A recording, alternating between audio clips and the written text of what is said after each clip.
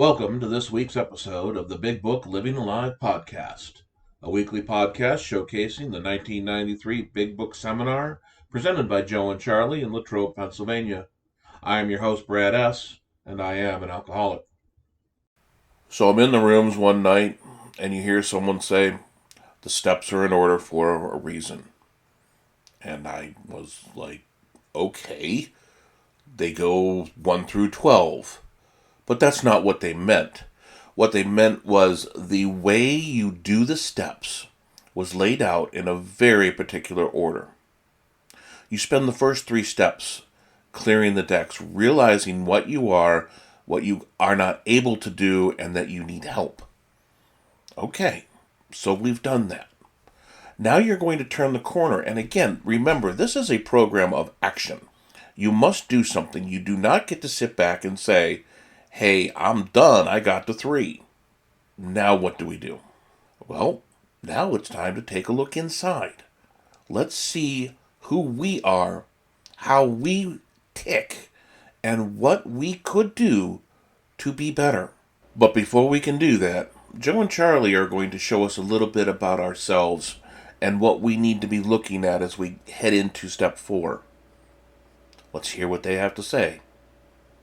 We're getting ready now to start into step 4. Just before we start into it, we'd like to talk for just a few minutes about some information that comes out of the 12 and 12. 13 years after Bill wrote the big book, they prevailed upon him to write the 12 and 12. And I've heard all different kind of reasons as to why he wrote it, probably several reasons. One reason he was willing to write it, I think, is the conference had approved the traditions in 1950, and I'm sure he wanted a vehicle to carry the traditions that had a lot of difficulty in getting traditions approved. And I think he decided if he would put something together in connection with the 12 steps, that it would be much more acceptable to AA people. So he wrote the 12 and 12 and talked about not only the traditions but also the steps. But I think another reason he probably decided to write it is that in 1952, Bill knew a lot more about spirituality and a lot more about human nature than he did when he wrote the big book in 1937, 38, 39. Remember, he'd only gotten sober himself in the fall or December of 1934. And when he was writing the big book, he had only been sober 3 or 4 years. And Bill was not trained in spirituality, nor was he trained in human nature. He did an awful good job with the big book. But I think by 1952, he recognized that maybe we could put out some additional information which would help people understand and be able to work the steps better. And in the 12 and 12, he talks about a series of essays that are designed to give us more information about the steps. The 12 and 12, I do not believe, was written to take the place of the big book, simply because the 12 and 12 does not have any directions in it on how to work the steps. The only piece of literature that we have that has directions on working steps happens to be the big book. But the 12 and 12 does give us additional information, and I think in a place or two, probably some information that is really absolutely brilliant information. In step 4 in the 12 and 12, in the beginning of that step on about 2 pages, Bill taught me more about what makes me tick than anything I'd ever read before in my entire lifetime. He talked about the 3 basic instincts of life. And he talked about the fact that all human beings were born with 3 basic instincts of life, that they were God-given, they were absolutely necessary for survival of the human race, therefore they must be good things. And he divided those 3 basic instincts into what he refers to as the social instinct, the security instinct, and the sex instinct. And the first thing he talks about is the social instinct. And he said under that social instinct, all human beings are born with a desire to be liked, to be accepted, to be respected by other people. All human beings are born with a desire to come together in groups with other human beings. And he said if we didn't have that instinct, we would not join together and do the things necessary for our survival. And he said if we didn't care for the company of other human beings, we would all go into a complete dog-eat-dog situation. Anarchy would reign, and sooner or later under those conditions, the human race would fail to survive. So this idea of wanting to be liked and accepted by other people is not a bad thing at all. It is a basic God-given instinct. Under that he uses several different words. He uses a word or words called self-esteem. Self-esteem is basically what we think of ourselves based upon what we think other people think of us.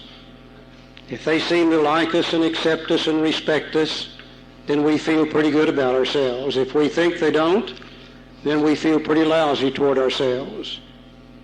He talked about personal relationships. That's nothing more than our relationships between ourselves and other people, good or bad, one way or the other. He talked about prestige. All human beings want to be one of two things. Some of us take the idea that please just let us be a part of. But also, some of us want to be the leader of the group. And the world needs leaders. Somebody's got to be a decision maker. I guess back in the old caveman days, somebody said, John, get behind that tree over there with your spear. Mary, you get behind that bush with your club. And Billy Jack and I'll run this sucker through here, and we'll all jump him. Somebody has to do that. And most people either wants to be just a part of or let me be the leader of. Prestige deals with letting us be the leader of the group. And as he talked about these things, he also talked about pride. Now, I always thought pride was something that you needed to have. And as a kid growing up, all I ever wanted to be was a man who walked tall with pride and a little bit sideways like John Wayne does. Until I looked pride up in the dictionary, and I find that pride really is defined as an excessive and unjustified opinion of oneself. We either think too well of ourselves or not well enough. In either case, it's not true. He also talked about our ambitions, our plans for the future, to be accepted, to be respected, to be the leader of, and etc. And we all have plans for the future. These terms all fall under the social instinct. Now, if you want to be liked and you want to be accepted and respected by the rest of the people, I guess maybe the first thing you got to figure out is, well, what is it they want from me? And I believe society teaches us these things as we grow up. You know, in one part of the world, maybe you need a good education to be recognized. Another part of the world, maybe it's to be a large landowner. Another part of the world is to have a large family. It could be any number of things, and it will be determined basically by where we grow up in the world. And as we grow up, we begin to set goals for ourselves based upon what we think other people want us to be. Now, if you're going to reach the goal that you set for yourself so you can be liked and accepted and respected, you're going to have to work at it. You can't just sit on your duff and be a bum and have people like you. By the same token, not only do you have to work to reach the goal you set for yourself, you're going to probably have to make some sacrifices. You know, there are some things I would really like to do as a human being, and if I do them and you catch me at it, you're not going to like me at all.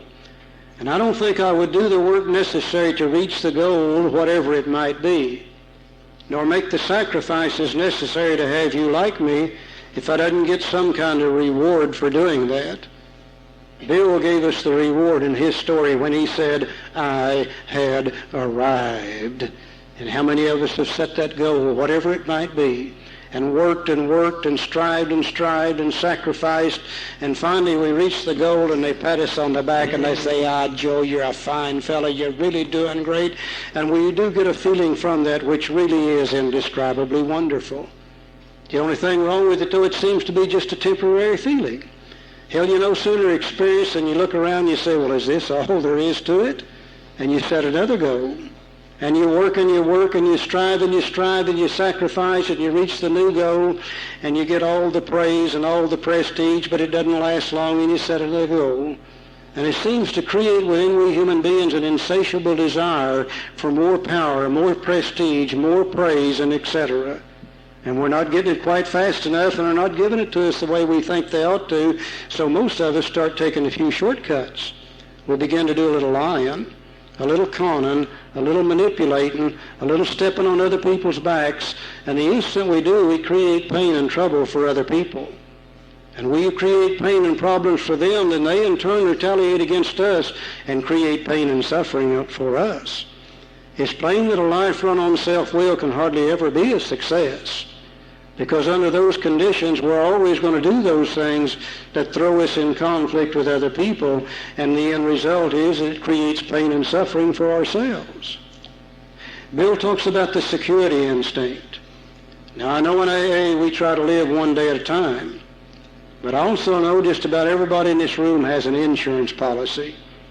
And the purpose of the insurance policy is to try to protect ourselves in the future.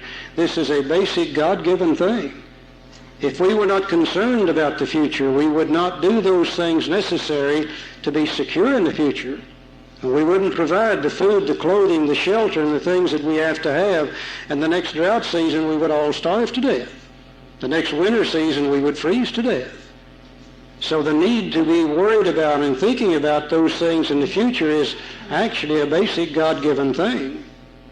Also, just like with the social instinct, probably society teaches us what we need in order to be secure in the future. And it'll vary in different parts of the world. One part of the world you might need $4.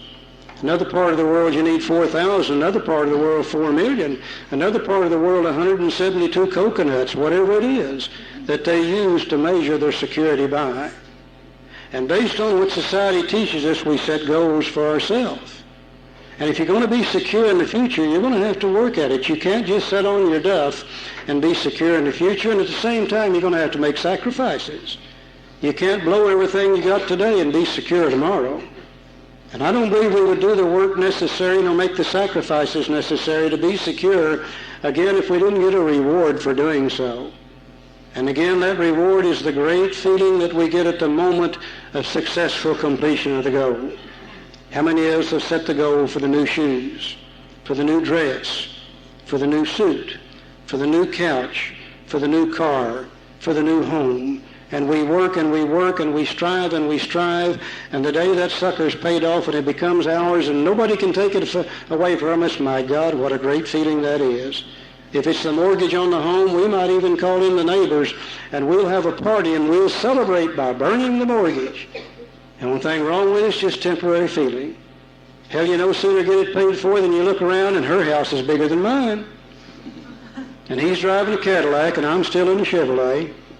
And he brought his suit at Brooks Brothers and I got mine at Kmart. And that causes us to set another goal.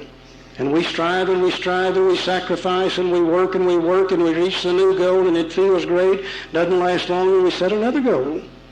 And they're not giving it to us like we think they ought to, and we're not getting it fast enough, and again we start to take a few shortcuts. We begin to lie. We begin to con. We begin to manipulate. We begin to cheat. And the instant we do so, we hurt other people. They in turn retaliate against us and create pain and suffering for us. It's plain that a life run on self-will can hardly ever be a success. Under those conditions, we're always in collision with people, places, and things. People, places, and things. 3 basic instincts of life. Who we are, what we want, how we're going to get there. These are all important pieces of the puzzle. And how can we start any type of inventory if we don't at least take an honest look at who we are, who we have been, before we decide who we want to be? Using the 12 and 12 as a guide, Charlie's very good about talking about our 3 basic instincts of life: social, security, and sex. Now, in this week's episode, he only touches on the first 2. We'll cover the 3rd one in its own episode, because we are starting to talk about the maturity of sex, not just the act. Social acceptance is incredibly powerful. We want to be accepted. We are social animals by nature, and we are fine until we let that, as we said last week, run riot. We want and desire and crave security. Just because we live for today when we decide that we're going to stop drinking. I didn't drink yesterday, I don't have to drink today, and I cannot worry about tomorrow, does not mean that you cannot plan for your future. Because we're not just out there going, everybody's going to take care of us. You still need to take care of yourself. I hope you enjoyed this week's episode as much as I did. If you'd like just the raw Joe and Charlie portion of the podcast, that is available on our Patreon site. The link to that is available on our website or in the pinned comment. Until next week, this is the Big Book Living Alive Joe and Charlie podcast.